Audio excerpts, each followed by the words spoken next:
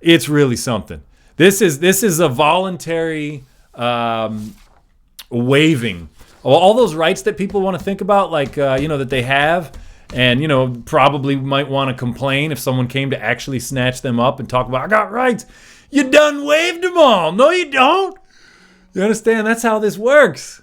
That's how this works, baby. Okay, so have a look at that contract and learn from it. And then ask yourself this question, because see, here's the thing. The power is in the questioner, right? The inquisitors of, yesteryear, centuries ago, which we may be seeing return to the scene. They were not feared because of their ability to make statements or arguments or anything of that sort. No, they were feared for the questions that they would ask, okay? Because he who asks the questions truly has the power. All right, so if someone came at me with that, I would immediately want to know, first of all, who's that for? I'm a man known as Logan. So if you got, let me see here. It says Logan Ryder, all caps. Got it. Well, I administrate that account. So do we have some kind of business? And you know what? Matter of fact, before we get into that, who are you? And you want them to identify themselves. And you want to ask them, okay, so we're talking man to man now, right? Or man to woman, whatever the case may be. I frankly would decline to have any kind of a conversation unless I'm having it with another man or woman. Because them acknowledging, yeah, man to man or man to woman or whatever. Now, and of course I'm recording this, right? Always recording. Now we're in the land of common law. Man to man, man to woman. Understand? So now you're putting them in your boat. A different jurisdiction than if you're dealing with Officer Poopy Pants, okay? You gotta understand these things. I turn around, they talking about, are you Logan Ryder? And I'm like, yeah, I'm Logan Ryder. Well, I just agreed. Now, if he's got an arrest warrant for Logan Ryder, he coming for me, baby. You got to know these things, right? I need to know, look, are you looking for a straw man? Are you looking for the surety? Or are you looking for the living man? Because depending on what you're looking for, that's going to determine my response to whatever it is that you're talking about, asking, whatever. Okay? You got to know some of this stuff. This is tip of the iceberg. On the whatiftishappened.net website, I got a little book there that I put together. Yeah, it's not finished. What can I say? Like a lot of things. But there's a ton of stuff in there. I don't know if anybody's bothered to look at it, but my conscience is clear when people start getting locked up and sent to COVID camps. I done tried to tell y'all. I tried to put it out there. So let me give you a little bit of historical context here. All right, because I people really need to understand, people's short memories. That's why we are where we are, but I digress. All right, let's go backwards a little bit. So once again, like I said, you go on to whatiftishappened.net, go back into the archives, right? Go back to June of 2020. I believe it was posted on the 26th of June, 2020.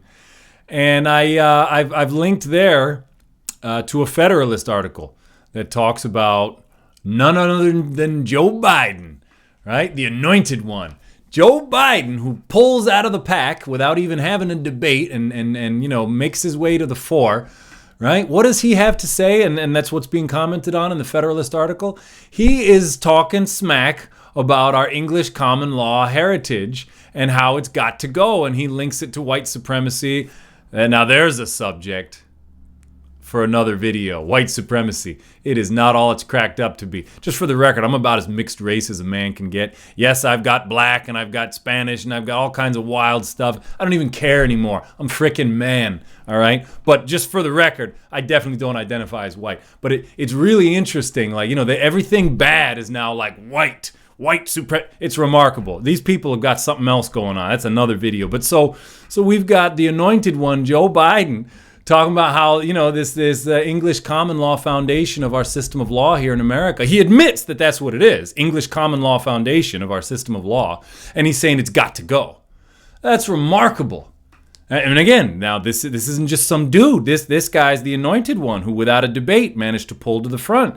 Okay? So really interesting that he chose to speak about this. I mean, if it's nothing, if it's powerless, why talk about it, right?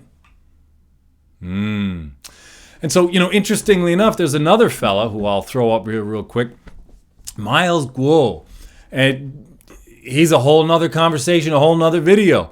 But he, interestingly enough, in this little clip here that I'll toss up for you real fast, he's saying how better watch out, we got a fight to fight because the Chinese communists are seeking to change our system of law. You 他也做不到。这就是伟大的美国啊！当然，现在遇到了最大的挑战，那就是把这个系统给它打破它。Very interesting. He's aware of something that most of y'all not aware of. The war we are not watching. That's why I called that article what I called that article back in June. Right? Let's go even further back into history and have a look at the power of this law stuff.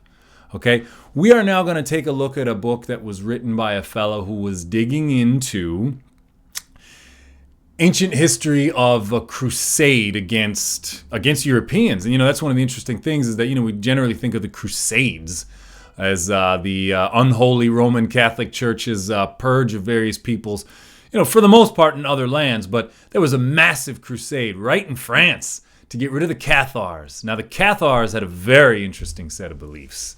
But again, another conversation, another video. What I want to use his writings on the subject to illustrate is the power of law, specifically common law, because you look at the words that these people are using, these people that are dealing with the Inquisitor, and the example that I'm going to show you here in these pages, it's really remarkable.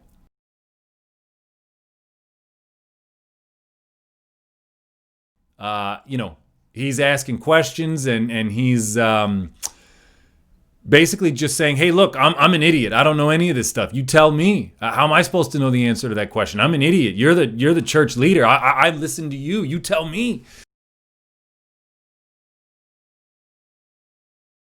It really is actually kind of beautiful stuff. And then I'll show you another segment here where the ecclesiastical authorities are trying to hammer this fella, he's a lord or whatever, and they're threatening him, and they're doing, they're saying all of these things to him, and he just keeps standing firm. He won't swear the oath. He won't swear. He's not playing their game. He's not playing by their rules, right? He won't play it.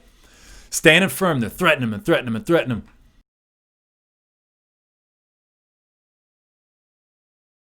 It's not until he starts playing by their rules. All right, don't take all of my stuff and torture me. I'll swear the oath.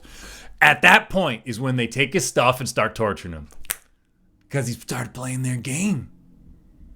Do you understand the power here? And do you understand how you can't just know a couple of legal tricks? You have to learn this stuff. It's got to get into your heart. Because when the fire is on and they're questioning you, you fold, then you will suffer everything that they've just been threatening you with. See, that's what I've been learning here. Studying all of this stuff. Y'all need to learn it too, because it's power. Better get with the program, because the time has come for personal empowerment. All right? Thinking that people in far off places are going to make everything right and save you, and you can just sit back and watch. I hope to God y'all pass that at this point. Personal empowerment's the only way. Let's dig into law. I want questions and comments, and we'll get further into this stuff in the future. Okay? But your power to contract, your power of your word, your power to ask questions, your knowledge that you are a living man or woman and not something else, these things are powerful.